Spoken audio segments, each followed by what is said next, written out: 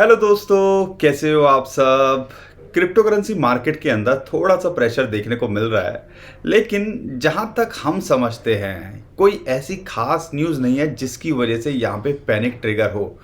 लेकिन यहां पर बिटकॉइन के अंदर एक प्रेशर बना हुआ है और ऑल्ट कॉइन्स के अंदर उसका ज़्यादा जो है हीट फील हो रही है।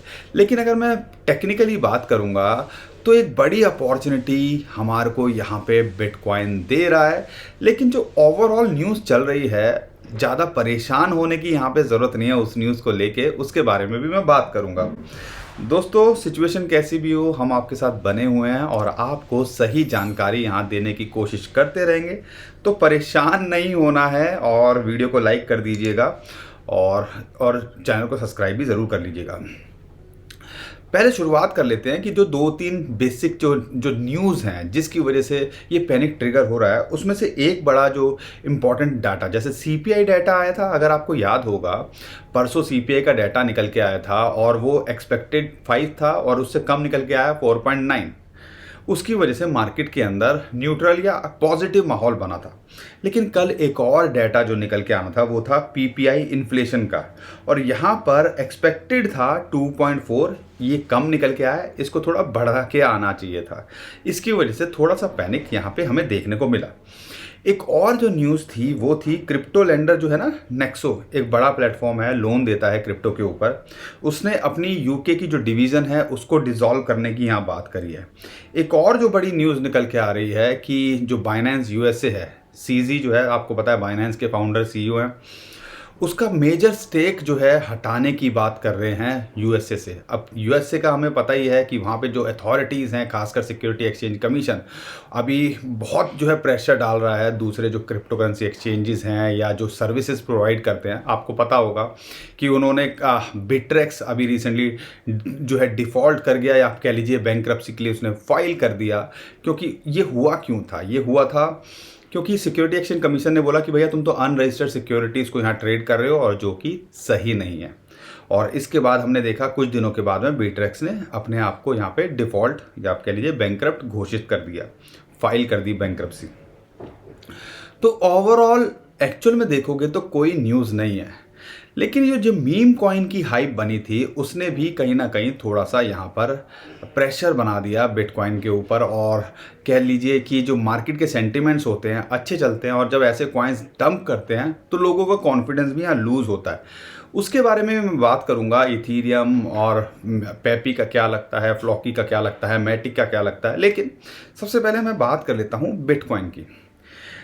दोस्तों, बिटकॉइन की अगर मैं टेक्निकली बात करूँ ना, तो समझ लीजिएगा एक लॉन्ग टर्म में होल्डिंग बनाने का यहाँ पे मौका दे रहा है। क्योंकि ओवरऑल देखोगे कोई खास न्यूज़ नहीं है मार्केट के अंदर।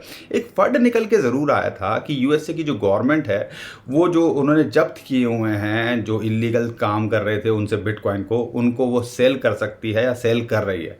ये भी एक फंड निकल के आया था। अभी इसकी कोई कन्फर्मेशन यहाँ नहीं हुई है।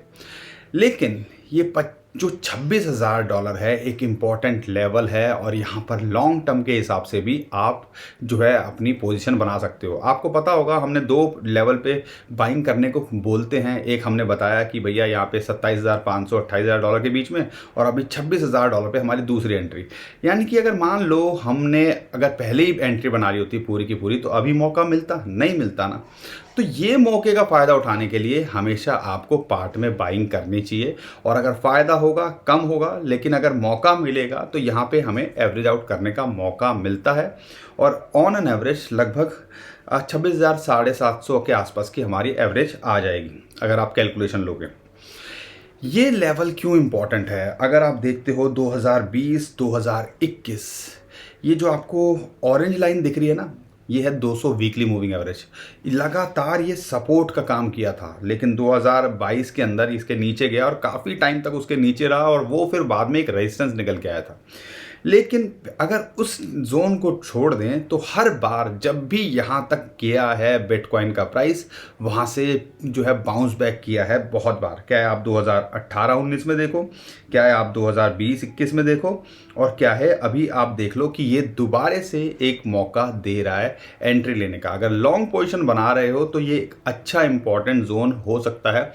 और यहाँ पे कर क्या सकते हैं शॉर्ट टर्म ट्रेडर, खासकर बात करते हैं जैसे हमने बताया ना, जब ऐसे लेवल पे आता है जहाँ पे एक स्ट्रॉन्ग सपोर्ट टेक्निकली मिलनी चाहिए, तो 10 में से 8 बार ऐसा मौका होता है कि वहाँ से बाउंस बैक करता है। तो शॉर्ट टर्म वालों के लिए 1000 $1500 की यहाँ पे ट्रेड हो सकती है, या यहाँ पे आप ट्रेड करके पैसा कमा सकते हो। अगर यहाँ से नीचे जाता है तो एक स्टॉप लॉस आपका होना चाहिए, और वो स्टॉप लॉस लगभग आता है जो है $24,800 के आसपास। तो ये आपको यहाँ पे सारी चीज़ों को कंसीडर यहाँ करना है। अगर $24,800 पे नहीं टिकता है तो 23,000 से लेके $21,000 तक ये गिर सकता है, लेकिन जिसकी संभावना हमें तो नहीं लग रही है, क्योंकि ये एक इम्पॉर्टेंट सपोर्ट है और हम काफ़ी टाइम से इस लेवल का वेट कर रहे हैं कि भैया यहाँ तक आए तो हम यहाँ पे एंट्री बनाएं। अगर हिस्टोरिकली डाटा को देखते हैं, मई के अंदर, क्योंकि हमने पीछे 3 जो है महीने लगातार अच्छे देखे, मई के अंदर थोड़ा प्रेशर होता है, लेकिन अगर ओवरऑल इस Q2 को देखते हो तो यहाँ पर एक अच्छी अपॉर्चुनिटी है डिप में बाइंग करने की, और यहाँ से पूरे चांसेस रहेंगे आपको अगले 100 दिनों के अंदर एक अच्छा प्रॉफिट बनाने की। अब यहाँ पर टारगेट क्या हो सकते हैं, इसकी जो रेजिस्टेंस आ रहा है ना, वो आ रहा है अभी लगभग $28,600 के आसपास, और उसके बाद है $31,500। ये हमारे ऑन हैं अभी भी जो टारगेट्स हैं। अगर शॉर्ट टर्म में ट्रेड कर रहे हो तो ये जोन को आपको ध्यान रखना है, या ये लेवल्स को आपने ध्यान रखना है। अब मैं बात करता हूँ इथीरियम को लेके, क्योंकि इथीरियम की टेक्निकली बात करें ना, तो 100 जो डेली मूविंग एवरेज है वहाँ पे आ गया है, यानी कि आप कह लीजिए $1750 पे इसको एक सपोर्ट है, और हम वेट कर रहे थे कि 1700 $1750 के आसपास आएगा तो हम एंट्री बनाएंगे। तो अब हमने अभी तक आपको इथीरियम में एंट्री बनाने को नहीं बोला, लेकिन हाँ, ये एक टाइम है कि यहाँ पर 1700 $1750 के बीच में आप एक पहली एंट्री बना सकते हो। अगर यहाँ नहीं टिकता है तो फिर ये हो सकता है आपको $1620 पे आए, तो वहाँ पे हमारी दूसरी एंट्री बन सकती है। बल्कि इसके अंदर 3 पार्ट के अंदर हम एंट्री देख रहे हैं, $1480 के आसपास भी आए, तो ये 3 पार्ट के अंदर एक अच्छा आपका बन सकता है, और आपको एवरेज लगभग 1500 के आसपास की बन सकती है, अगर आप इन 3 लेवल्स पे आपको मौका मिल जाए एंट्री लेने का। टारगेट की बात करें, रेजिस्टेंस है $1880 के आसपास, और $2000 इसके लिए लगातार रेजिस्टेंस यहाँ बन के निकल के आता है। तो साइकोलॉजिकली भी है और टेक्निकली भी वहाँ इसको रेजिस्टेंस मिलता है, ध्यान रखिएगा। तो कहने का मतलब है, बिटकॉइन $26,000 पे आए, एक अपॉर्चुनिटी है, अपॉर्चुनिटी की तरह लीजिएगा, एंट्री बनाइएगा शॉर्ट टर्म ट्रेड में, और हो सकता है कि थोड़ी फ्लक्चुएशन देखने को मिले, थोड़ा नीचे आ जाए, लेकिन वीकली कैंडल के अंदर अगर इसके ऊपर ही क्लोज करता है तो समझ लीजिएगा सब चंगा सी, कहते हैं ना, सब चंगा सी, उसके हिसाब से आप करोगे। इथीरियम की बात करते हैं तो लगभग $1750 के आसपास, $1700 पे आपको एंट्री मिले तो बना लीजिएगा। अब हम बात करते हैं मीम कॉइन की, और पेपी की खासकर मैं बात करता हूँ। हमने आपको बोला भी था कि बर्निंग जो होती है ना ट्रेन, उसमें नहीं चढ़ना चाहिए, और हम आपको यही बोल रहे थे कि भैया पेपी के अंदर एक हाइप क्रिएट हुई थी और अभी हमें उसके अंदर एंट्री नहीं लेनी है। और देखो इस टाइम पे कहाँ आ गया, 0.000045 से अभी 0.000001 तक आ गया। हम यहाँ पर इसके अंदर अभी कोई एंट्री बनाने की नहीं सोच रहे हैं, और ना हम आपको एडवाइस करेंगे। हमने पहले भी ये बात क्लियर की थी, अगर रिस्क ले सकते हो तो लीजिएगा, लेकिन हमारी तरफ से एडवाइस नहीं है। अगर आप फ्लॉकी को देख रहे हो, लेकिन चलो बहुत सारे लोग बोलेंगे क्या करना चाहिए पेपी के अंदर, वो भी समझा देता हूँ।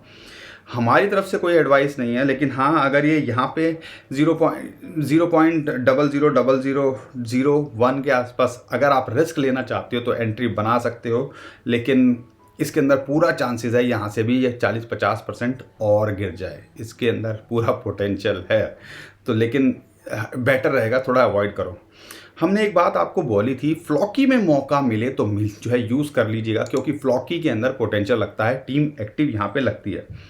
अगर मैं फ्लॉकी की बात करता हूँ तो हमारी रेंज के आसपास आ रहा है 0.000033, यहाँ पर 0.000027 और 0.000003 के आसपास इसके अंदर 2 लेवल पे एंट्री बनाई जा सकती है, और लगातार रेगुलर इंटरवल पे ये पंप करता है, तो पूरे चांसेस हैं ये यहाँ से बाउंस बैक कर सकता है, इसके अंदर बनाई जा सकती है।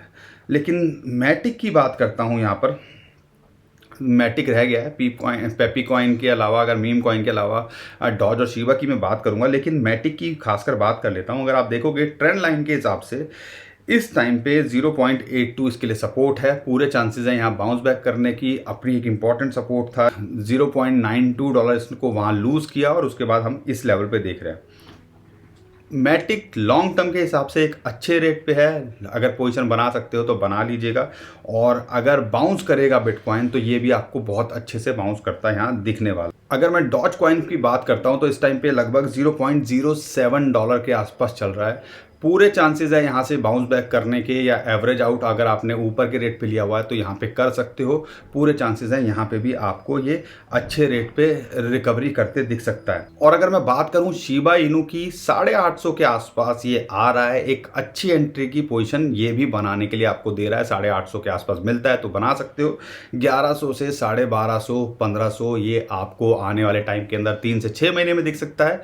और क्विक प्रॉफिट आपको 10-20% का यहाँ जिस लेवल पे है बना के आपको दे सकता है। क्योंकि अगर बिटकॉइन $26,000 पे से बाउंस बैक करेगा, जिस हमें उम्मीद है, तो पूरे चांसेस हैं ये भी एक क्विक जो रिकवरी, जितने भी हमने कॉइन्स शेयर करे हैं वो भी क्विक रिकवरी आपको दिखाते यहाँ दिखेंगे। तो $26,000 आता है और हमारे लेवल पे ये कॉइन्स आते हैं तो एंट्री बनाई जा सकती है, इस चीज़ का आपको ध्यान रखना है। तो दोस्तों इन शॉर्ट परेशान होने से कुछ नहीं होगा। शॉर्ट टर्म में आपको अपॉर्चुनिटीज़ मिल रही हैं, डिप में अगर अच्छे कॉइन मिल रहे हैं तो आप एंट्री बना सकते हो और यहाँ पर उसका फ़ायदा उठाया जा सकता है। लॉन्ग टर्म के हिसाब से भी बिटकॉइन और इथीरियम एक अच्छे लेवल पे आपको एंट्री का मौका यहाँ दे सकते हैं। ध्यान रखिएगा। उम्मीद करता हूँ कंटेंट अच्छा लगा होगा, तो कंटेंट को और हमारी वीडियो को लाइक ज़रूर करके जाएंगे, चैनल को सब्सक्राइब जरूर करके जाएंगे। बहुत सारी लेटेस्ट अपडेट हम ट्विटर टेलीग्राम पे करते हैं, तो नीचे डिस्क्रिप्शन में उसका भी लिंक दिया हुआ है, ट्विटर टेलीग्राम को फॉलो कर लीजिए। ध्यान रखिएगा जो नीचे डिस्क्रिप्शन में लिखा है उसी से फॉलो कीजिएगा। बहुत सारे स्कैमर हमारे नाम से स्कैम करने की कोशिश कर रहे हैं, उससे आप बच पाओगे। और हमारे नाम से कोई पैसे मांगता है तो समझ लीजिएगा वो स्कैमर है, हमें आपसे पैसे नहीं चाहिए, बस आप हमें अपना प्यार यूँ ही दिखाते रहिए। अभी के लिए विदा लेता हूँ। खुश रहिए, मुस्कुराते रहिए, कमाते रहिए। आपका दोस्त पंकज। थैंक यू, नमस्कार, धन्यवाद।